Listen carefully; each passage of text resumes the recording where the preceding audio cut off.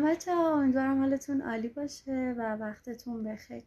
ببینید خیلی دایرکت داده بودن و سوال پرسیده بودن، به هم پیام داده بودن که ما برای کار به یه جا مراجعه میکنیم و ازمون سفته میخوان. این سفته رو تحویل بدیم ندیم یا چجوری تحویلش بدیم؟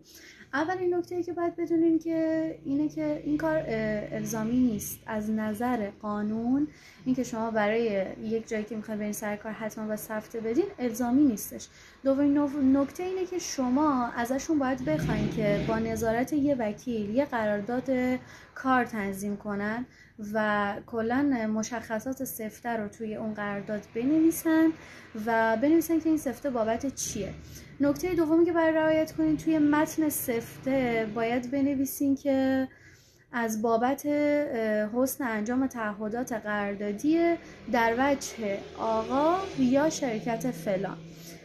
یه نکته که باید حتما رعایت کنین اینه که سفته رو خواهشاً هیچ وقت خالی نذارین، تمام مندرجاتش رو پر کنین.